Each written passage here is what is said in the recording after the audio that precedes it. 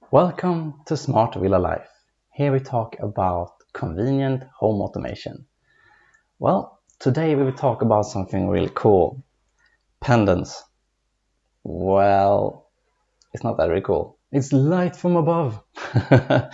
Well, no, but it is really cool to control the majority of the light in your house. It becomes very cool when it's actually working. But it doesn't sound that cool. But I would say it's the most useful and convenient thing to control your home automation as it stands today. So, what have I done and what can you do? Well, the first thing I thought about when I wanted to make my all my pendants smart, I used to buy tons of light bulbs, smart light bulbs, and put them everywhere. And it's easy, convenient, and it works perfectly. Because I have done that with my window lamp, so why not? Then again, when you go to the light switch on the wall, which me and my family wants to use, if you turn it off, the light bulb doesn't work. Even how smart and how convenient the flows are, it won't work. Since there's no electricity going to the lamp, it won't light up. So that won't happen. So then I had to think again, okay, what do I want to do? Buy new lamps or I don't know. No, I watched some kind of device that I want to put behind the light switch that actually interacts between the light switch, the lamp, and the home automation. It's the Autex Nano dimmer and nano switch. It's the one I have chosen. I have bought a lot of them, which was quite an investment, I would say, but it's really cool now that it actually works. So I would recommend you to consider it because you can do a lot of things with it once you have it installed. I will show you guys how this is installed and done. Let's go and show you. Here's my light switch, and now I will open it up how I see how it looks. Here you can see my light switch, which I have actually used as a switch. And here you can see how my nano switch is connected to my device. So you can see all the cables are going into it, and you can see there's a little button up there. That button you're using when you want to connect to one, so you need to click that one. So when this switch is toggled to this device here, it's a little bit inconvenient, but it works really nice.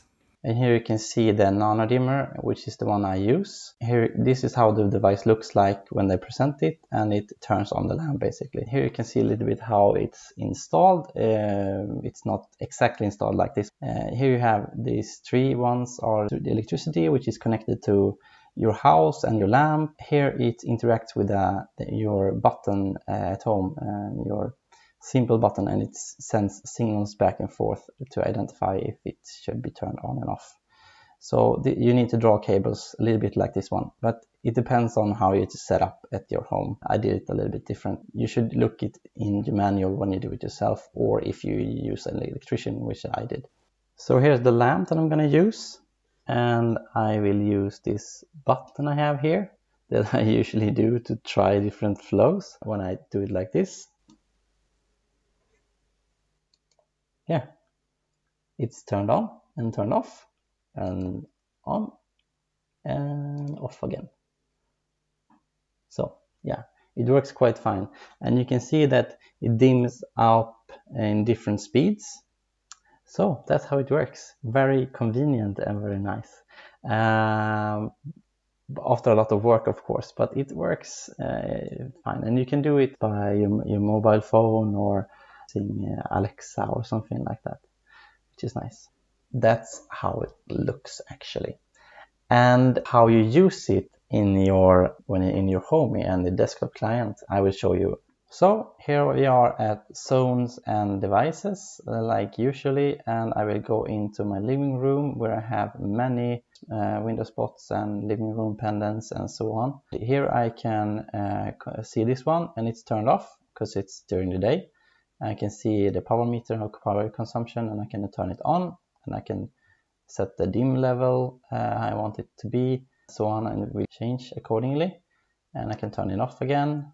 Of course, I can use it in flow as well, and I have all these ones. That was all there is to pendants. I really like using these, and I trigger them often by using my Alexa, so I can turn off many devices at the same time.